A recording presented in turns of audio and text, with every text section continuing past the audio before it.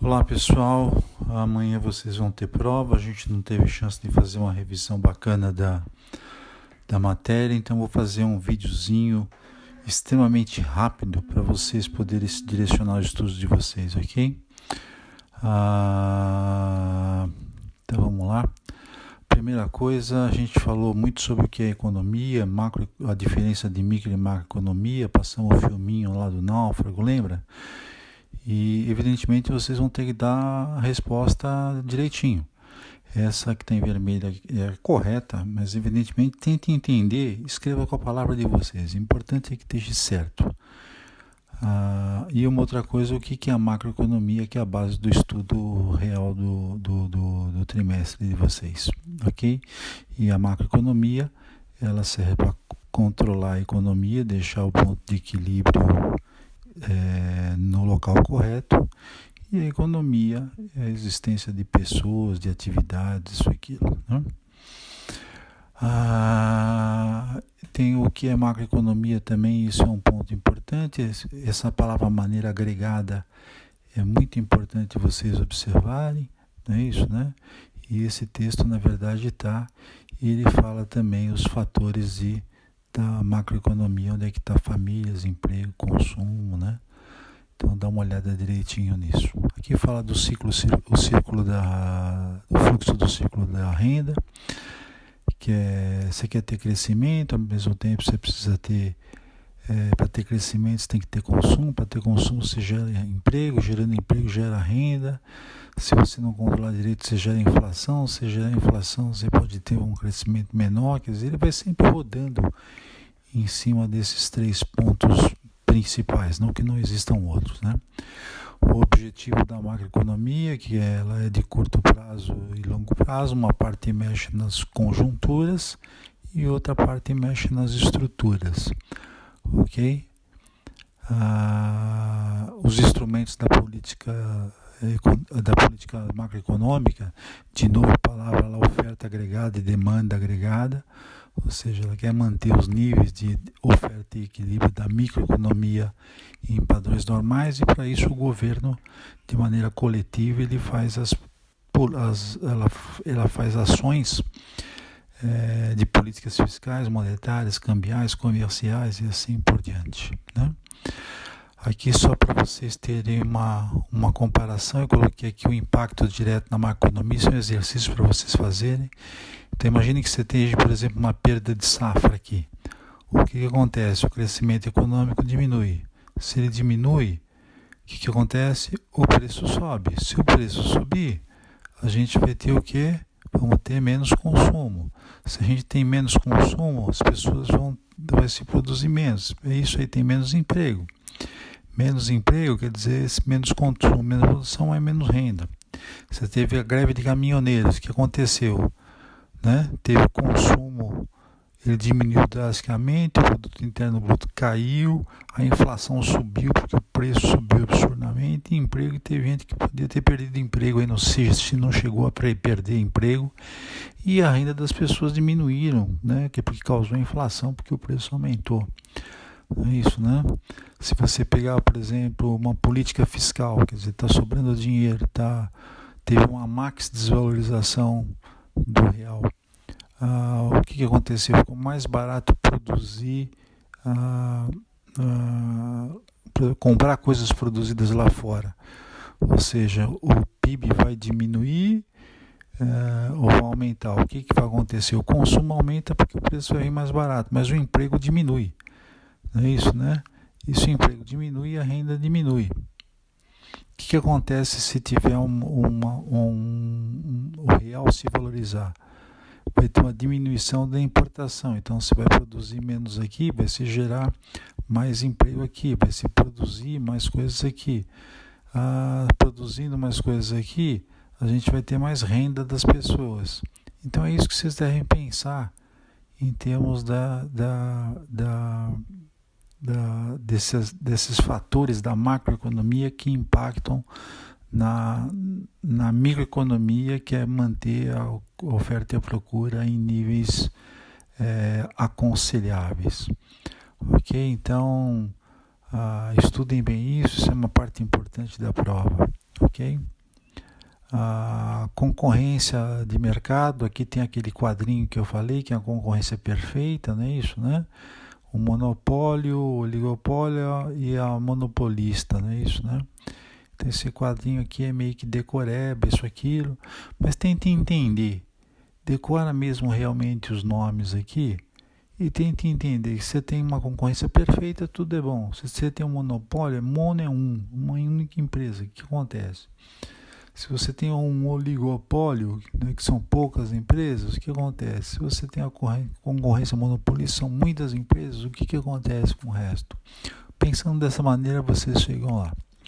A parte de investimento, nós falamos um monte de coisa. Falamos sobre IPCA, taxa de juros, tesouro direto, indexadores, derivativos, Selic, CDB, ações, poupança, taxa DI, inflação. Falamos que inflação é cada um tem o seu tipo de inflação. Quem só consome produto importado, a inflação pode ser extremamente baixa, mas se o dólar subir, por exemplo, a inflação para ele vai ser alta, né?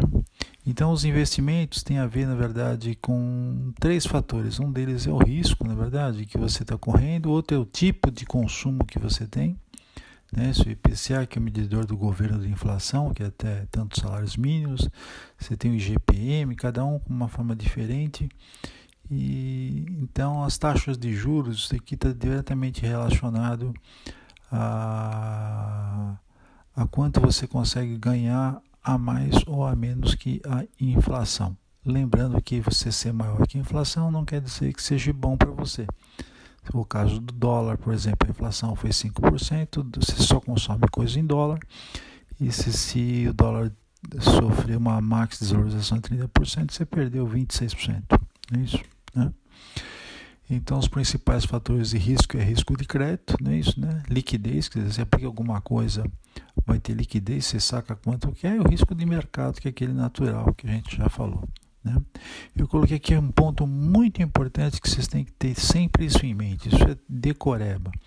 Você pode ser mais conservador nos seus investimentos e você pode ser mais arrojado. E aqui está uma lista crescente, aqui por cor, desde o conservador até o mais arrojado. Então, quando você pode falar assim, poupança é extremamente conservadora, né? Fundos de investimentos, moderado, CDB, moderado, um risco relativo, ok? Agora, você fala derivativos financeiros, ações, isso aqui, ações pode ser extremamente arrojado se for uma ação de uma nova empresa. Então, tem conceitos aqui que vocês têm que levar, mas isso é uma tabela de base. Ele sai do conservador, vai até arrojado e tem aqui no meio moderado, ok?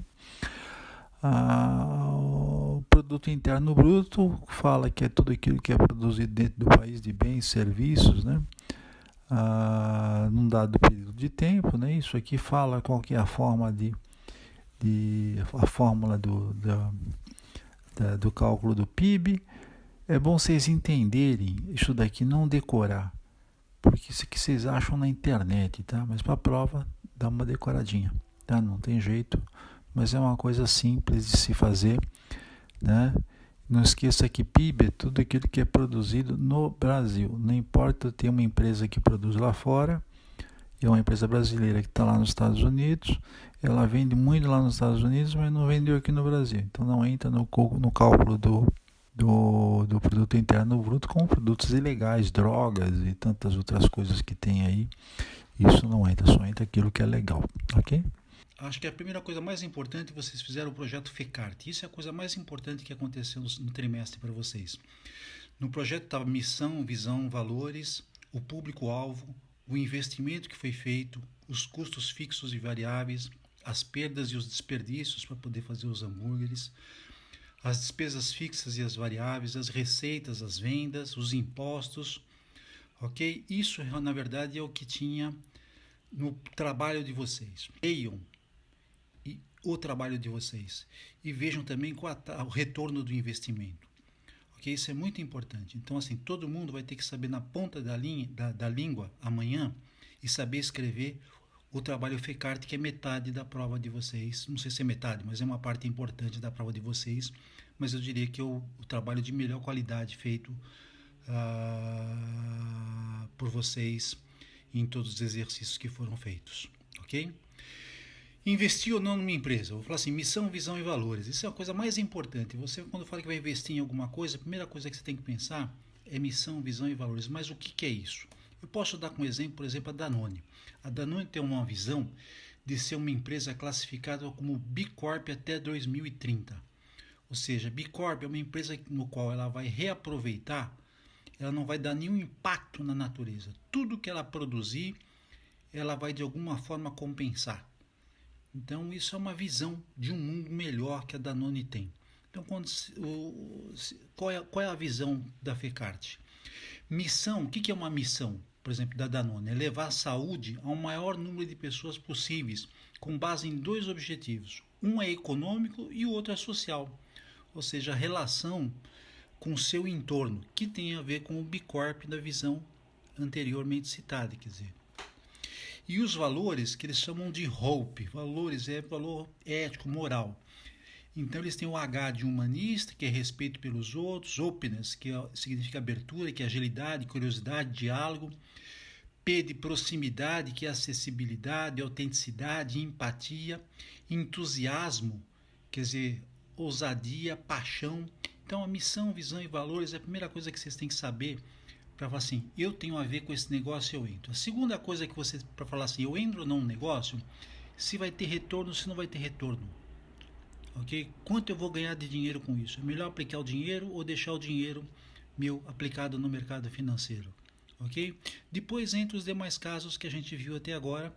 E outra coisa, a remuneração do capital. Ela vai ser feita via prolabore, vocês vão trabalhar na empresa, vai ser dividendos ou vai ser os dois? Vocês vão ter dividendos por ser dono do capital e também vão trabalhar. Então, investindo numa empresa, ok? Isso vocês matam. Importante, eu falei aqui da XP, mostrei o vídeo da XP, não economizem palavras. Em todos os exercícios vai pedir uns 5, 6 exemplos. Então pense em 5, 6 exemplos para cada tipo de coisa. Ok, pessoal? Acho que é só isso. Um beijão para vocês, até amanhã. Boa prova, ok? Espero 10 de todo mundo. Um abração, tchau, tchau.